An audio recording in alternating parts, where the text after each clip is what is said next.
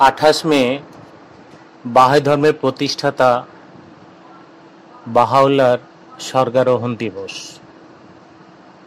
ঈশ্বরীয় অবতারগণ স্বতন্ত্র মর্যাদার অধিকারী হলেও তারা প্রত্যেকেই মানব পরিবারেই জন্মগ্রহণ করেন, আর সেই কারণেই পৃথিবীর জাগতিক নিয়মের দ্বারা তারাও পরিচালিত হন।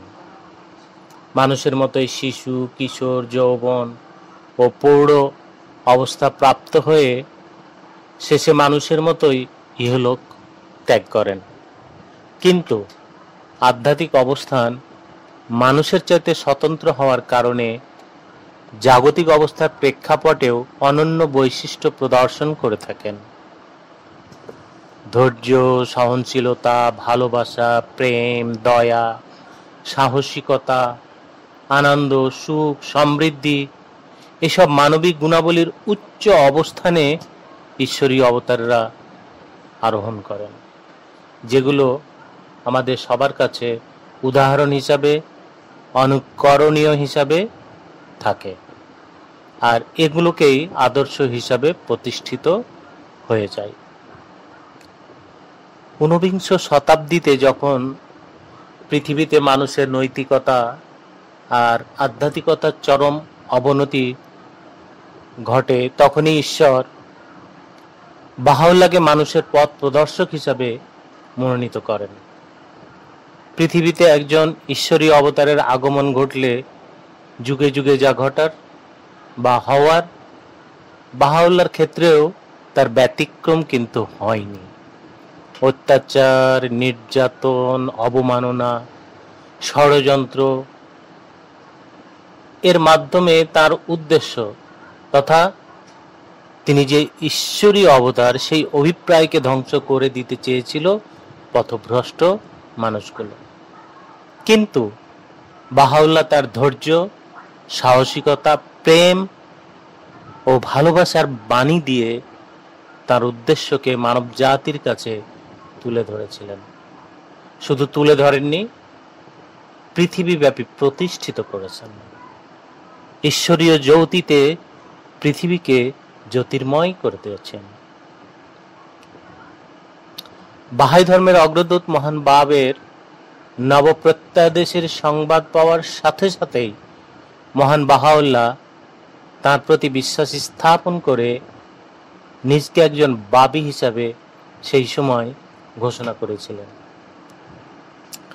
বাবি ধর্মের তড়িৎ গতিতে প্রসার এবং প্রচার দেখে সেই সময়কার পারস্যের যারা ক্ষমতাসীন ছিল তারা ভীত সন্ত্রস্ত হয়ে পড়ে। তারা তাদের ক্ষমতা হারানোর ভয়ে এই বাবি ধর্মের প্রসারকে বন্ধ করতে তৎপর হয়েছিল।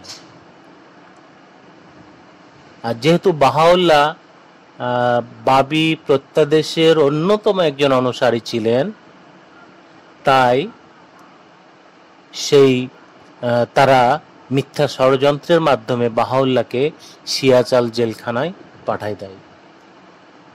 এই সিয়াচাল কারাগারের ভেতরে আলোবিহীন মাটির নিচে এক অন্ধকার কুঠুরি, এইখানেই বাহাউল্লাহকে বন্দী করে রাখা হয়।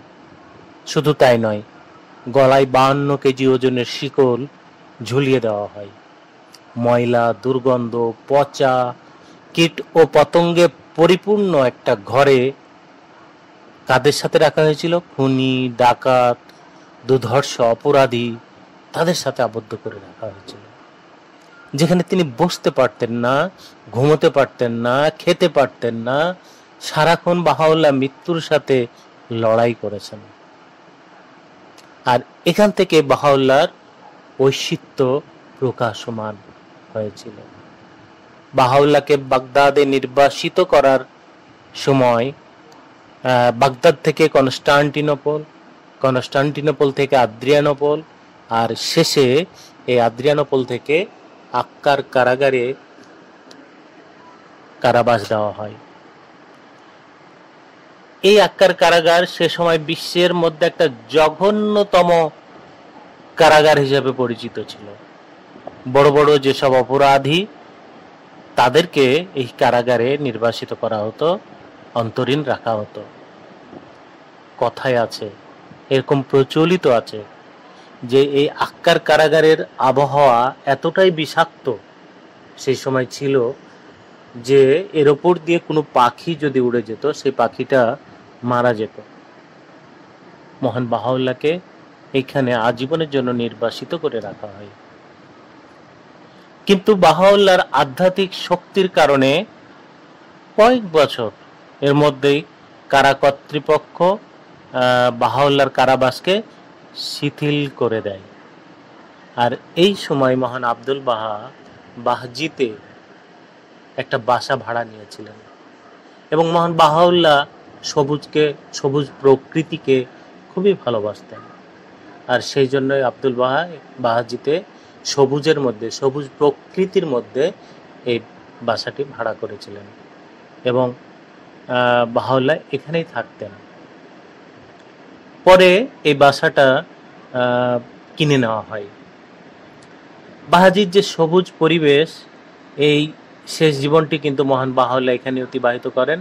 আর এই 1892 সালের আজকের দিনে বাহাউল্লাহর পবিত্র দেহ থেকে আত্মাটি স্বর্গলোকে গমন করেছিল। যেহেতু তিনি তুরস্কের সুলতানের অধীনে একজন বন্দী হিসাবে ছিলেন, তাই এক তারবার্তার মাধ্যমে সুলতানকে বাহাইরা এই সংবাদটি দিয়েছিল। কি লেখা হয়েছিল সেই তারবার্তায়? সেই টেলিগ্রামে কি লেখা হয়েছিল? লেখা হয়েছিল, বাহা জগতের সূর্য অস্তমিত হইয়া আছে। তখন তো টেলিগ্রামের যুগ, ছোট্ট করে একটা নিউজ যেত। আপনাদের হয়তো অনেকেরই সেই টেলিগ্রামের মেমোরি আপনাদের জানা আছে।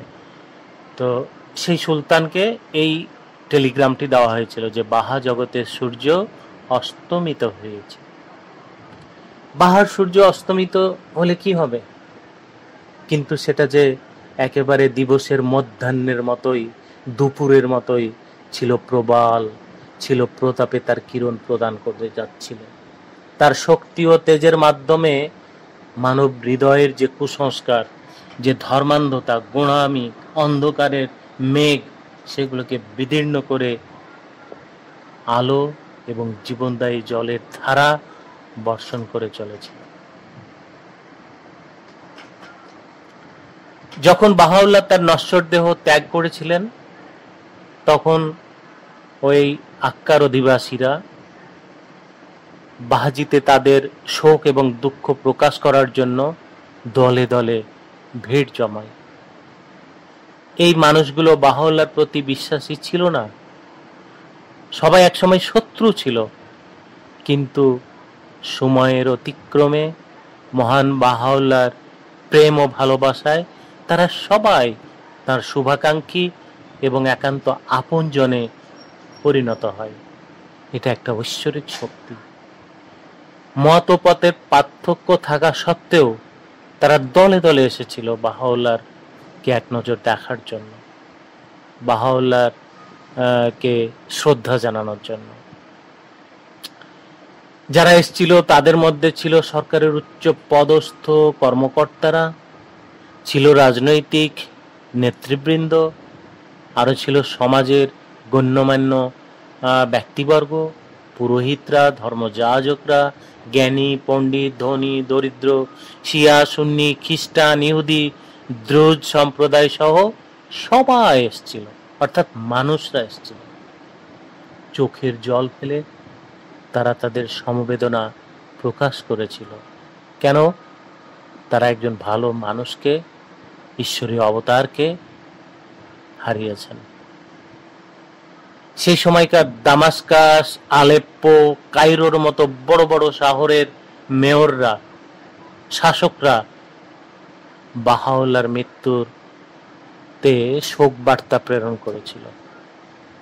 যদিও তিনি তখন তুরস্ক সরকারের একজন রাজবন্দী হিসাবে ছিলেন, তবু তারা পাঠিয়েছিলেন।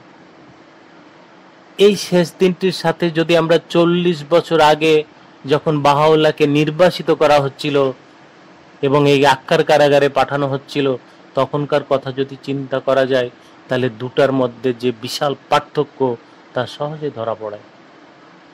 আমরা কি দেখি? প্রথম অবস্থায় যখন তিনি এখানে আসেন, তখন বন্দী হিসাবে সেই সময় উন্মত্ত এক জনতা, হিংস্র এক জনতা ভিড় করে আক্কার বন্দরে বাহাউল্লাহকে উপহাস করেছিল, বিদ্রুপ করেছিল, অপমান করেছিল। কিন্তু এই 40 বছর পরে তার মহাপ্রয়াণের এই সন্ধিক্ষণে আক্কা থেকে বাহাজি পর্যন্ত অসংখ্য নরনারী তাকে হারানোর দুঃখ প্রকাশ করার জন্য রাস্তার দুধারে দাঁড়িয়েছিল। এটা কার বিজয়? ঈশ্বরের বিজয়, ঈশ্বরের প্রত্যাদেশের বিজয়, ভালোবাসার বিজয়, প্রেমের বাণীর বিজয়। এই সেই বিজয় যা ঈশ্বর নির্ধারণ করে রেখেছিলেন। বাহাউল্লাহকে নিজের মাতৃভূমিতে জেলখানায় নিক্ষেপ করা হয়েছিল, নির্যাতনের অসীম মাত্রায় তাকে জর্জরিত করা হয়েছিল। বাহাউল্লাহ নিজে ছিলেন জমিদার ফ্যামিলির সদস্য, প্রভাবশালী এক মন্ত্রীর ছেলে, রাজকীয় পরিবারের সন্তান হওয়া সত্ত্বেও তাকে ধন সম্পদ থেকে বঞ্চিত করে অনাহারে নির্বাসিত জীবন কাটাতে হয়। চোর, ডাকাত, গুন্ডা এইসব অপরাধীদের সাথে কারাগারে থাকতে বাধ্য করা হয়। নিজের ভাইয়ের ওই যে ইয়াহিয়া, তার হিংসা ও বিশ্বাসঘাতকতার পরিণামে ষড়যন্ত্র করে তাকে বিষ পান করানো হয়। মরুভূমির উত্তপ্ত বালির উপর দিয়ে খালি মাথায় এবং খালি পায়ে দীর্ঘ পথ হাঁটিয়ে এক প্রদেশ থেকে আর এক প্রদেশে নিয়ে যাওয়া হয়। বিশ্বের শক্তিশালী, সম্পদশালী, যুদ্ধবাজ, হিংস্র শাসকদের মাধ্যমে আক্রান্ত হয়ে নিশ্চয়তা ও স্থিরতার সাথে নিজের ঐশী কর্তব্য পালন করেছিলেন বাহাউল্লাহ।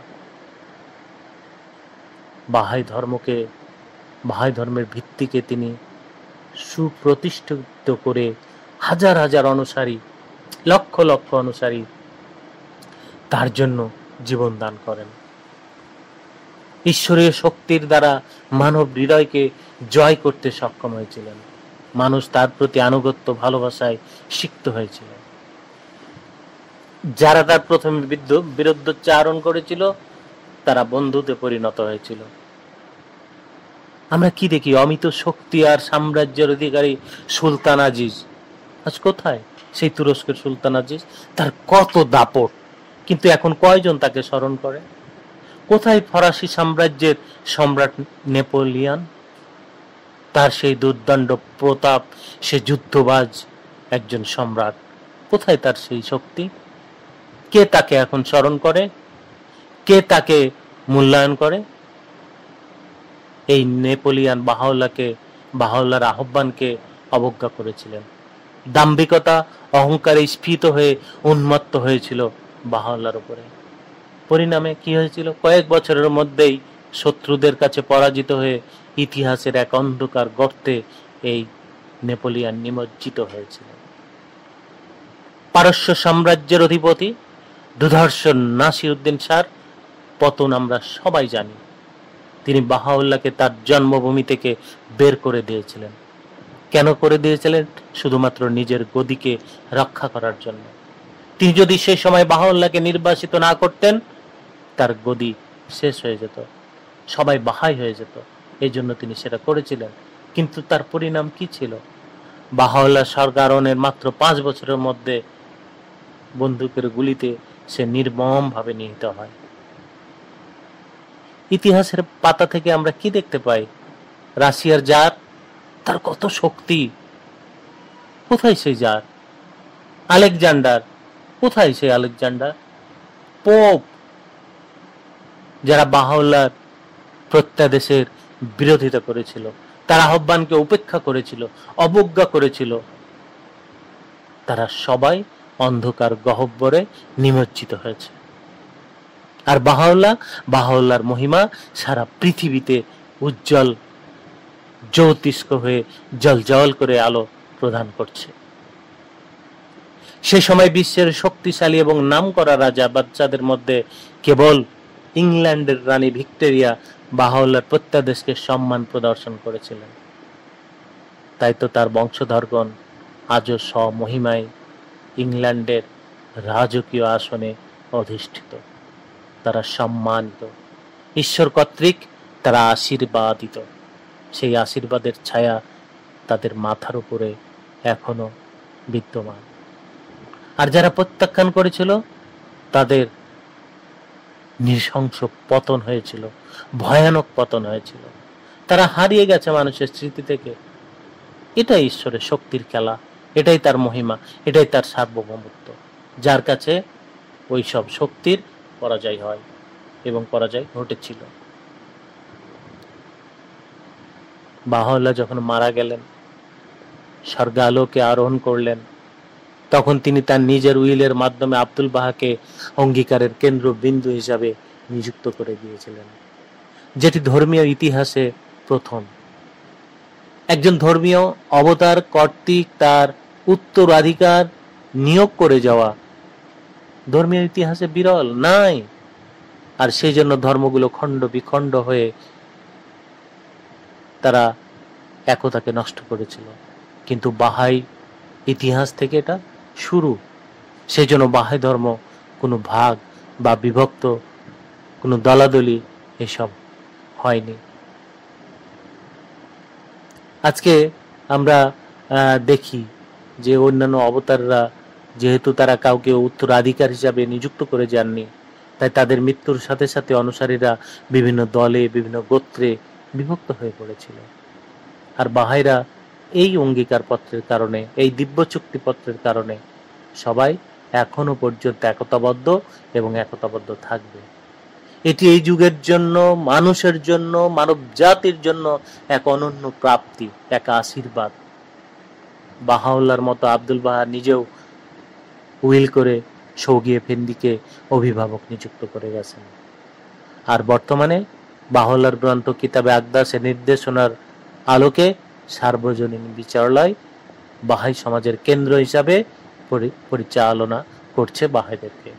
তাই তো বাহাইরা সব সময় নিরাপদ, সুরক্ষিত, সব সময় তারা ঈশ্বরের একটা প্রতিষ্ঠানের মাধ্যমে নির্দেশিত হচ্ছে, পরিচালিত হচ্ছে, তারা গাইডলাইন প্রাপ্ত হচ্ছে, ঈশ্বরীয় ছায়ায় তারা আশীর্বাদিত হয়ে আছে। আজ বাহাউল্লাহ স্বর্গারোহণের এই মহত্তম দিনে আমাদের প্রার্থনা হবে একটাই, সমাজ গঠনের কাজে সম্পৃক্ত থেকে তার আশীর্বাদের ধারায় সিক্ত হয়ে আমরা কাঙ্ক্ষিত স্বর্ণযুগের দ্বারকে উন্মোচনে সহায়তা করব। সবাই সেই সক্ষমতা ও প্রচেষ্টায় নিয়োজিত থাকবেন এই প্রত্যাশা করি। সবাইকে ধন্যবাদ।